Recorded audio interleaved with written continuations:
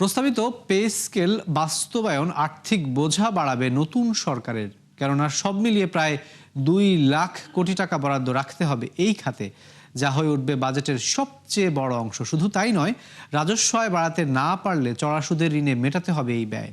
এমন বাস্তবতায় নতুন প্রস্তাবনা পুনরায় বিবেচনা বা যাচাইয়ের পরামর্শ দিয়েছেন বিশ্লেষকরা। বিস্তারিত দেখুন প্রতিবেদনে। প্রতিষ্ঠাপদের কর্তব্য দায়িত্বের শুরু থেকেই অপ্রয়োজনীয় ব্যয় কমাতে কঠোর অবস্থানে ছিল অন্তর্বর্তী সরকার, যার বড় প্রতিফলন ছিল বাজেটের আয়তন ছোট করা, উন্নয়ন প্রকল্পে বরাদ্দ কমানো, অর্থ ছাড়ে বাড়তি সতর্কতা কিংবা শিক্ষকদের এমপিওভুক্তি না করা। তবে সেই অবস্থানের পুরোটাই বদলে যায় শেষ সময়ে এসে সরকারি কর্মকর্তাদের জন্য 143% বেতন বাড়ানোর সুপারিশ করায়, যদিও তার বাস্তবায়ন থেকে সরে আসতে বাধ্য হয় নানা মহলের সমালোচনায়। অন্তর্বর্তী সরকার বেতন বাড়ানোর প্রক্রিয়া থেকে সরে এলেও তা রেখে দেয়া হয়েছে পরবর্তী রাজনৈতিক সরকারের জন্য। প্রশ্ন হলো, এই সুপারিশ বাস্তবায়নের জন্য বাড়তি 1,06,000 কোটি টাকা কোথায় পাবে নতুন সরকার? এই 1 লক্ষ কোটি টাকা আগামী 3 বছরে যেটা এডিশনাল, এইটা আপনি কোত্থেকে আনবেন? তো সেইখানে আপনি যদি সোর্স ওয়াইজ বিবেচনা করেন, কারণ একটা কথা মনে রাখতে হবে যে যেভাবেই অর্থায়ন করেন না কেন, সেই অর্থায়নটা এককালীন হলে চলবে না। কাজে টাকা চাপানো যাবে না, ধার করা যাবে না। তাহলে সোর্স কি থাকে? রেভিনিউ বাড়াইতে হবে অথবা এক্সপেন্ডিচার কমাইতে হবে অন্যান্য খাতে। ছোটোখাটো এক্সপেন্ডিচার কমাইলে হবে না, বড় ধরনের এক্সপেন্ডিচার কাট দরকার হবে। সেইটার জায়গা কি আছে? সব মিলেও যদি করি না, কিছু ভর্তুকি, কিছু এডিপি, কিছু অন্যান্য খাত, সেটা কোন জায়গায় এবং ওইটা কমালে ওইটার কনসিকোয়েন্সটা কী হবে, এটাও তো আপনাকে বিবেচনায় আনতে হবে।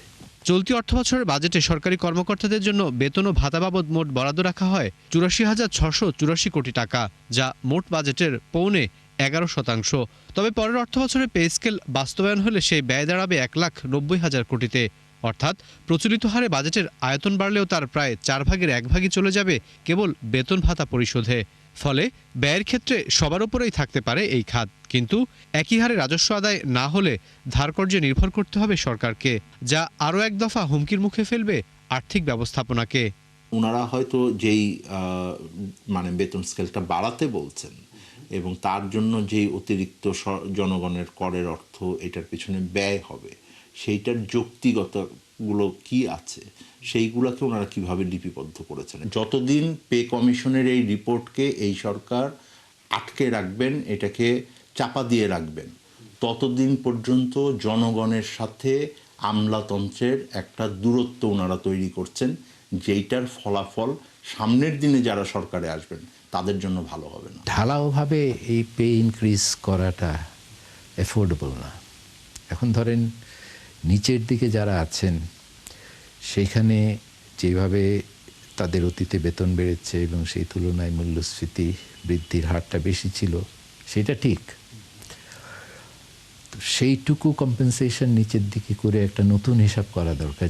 বর্তমানে বাজেটের 1/4 নিচে নেমেছে উন্নয়ন ব্যয়। অন্যদিকে বিপুল রাজস্ব ঘাটতি থাকায় বাড়াতে হচ্ছে ঘাটতি অর্থায়নের লক্ষ্যমাত্রাও।